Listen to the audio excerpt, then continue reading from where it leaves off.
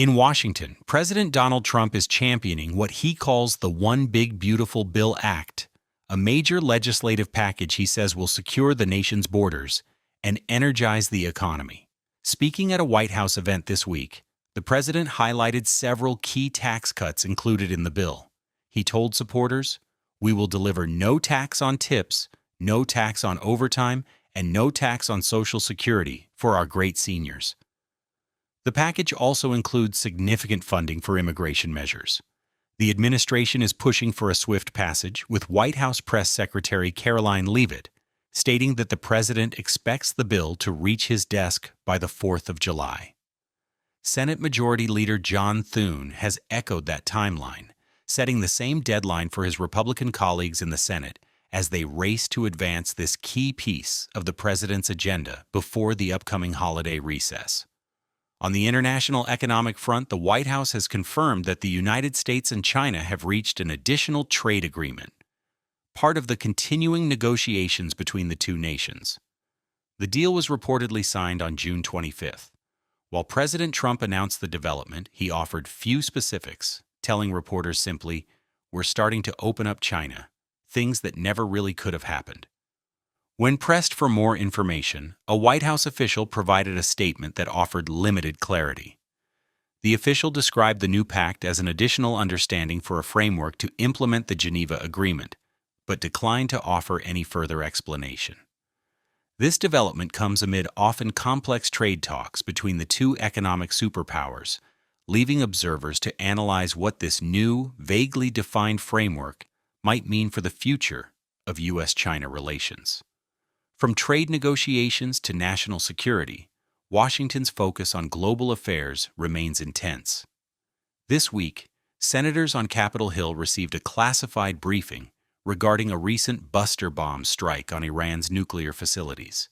The high-level meeting included testimony from Defense Secretary Pete Hegseth, Chairman of the Joint Chiefs of Staff General Dan Kane, National Security Advisor Marco Rubio, and CIA Director John Ratcliffe. However, following the briefing, lawmakers appear to remain divided on the strike's true effectiveness, reflecting a broader conflict between intelligence assessments.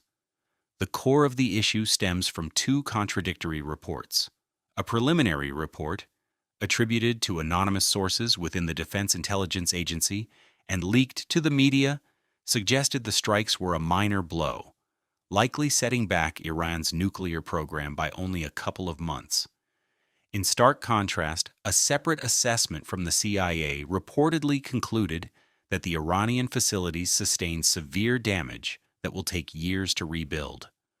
President Trump and other top U.S. officials have publicly and forcefully dismissed the leaked DIA report as false, siding with the more optimistic CIA assessment.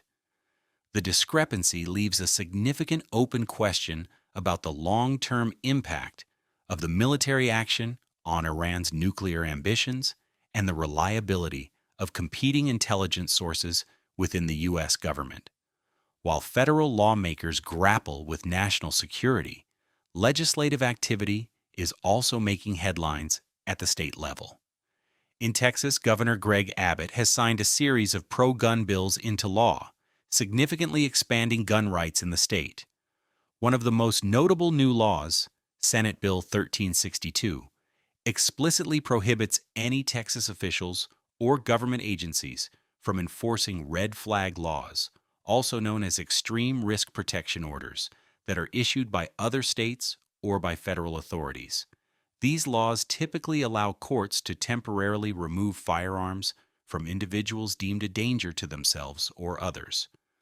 Texas has not adopted a red flag law of its own, and supporters of the new measure argue it is a necessary safeguard against potential due process violations from other jurisdictions. The package of new legislation also includes a ban on local governments hosting firearm buyback programs, a measure that legalizes certain previously restricted firearms, and an expansion of the state's recognition of out-of-state carry permits. The National Rifle Association praised the move, calling it a sign of the governor's commitment to the Second Amendment.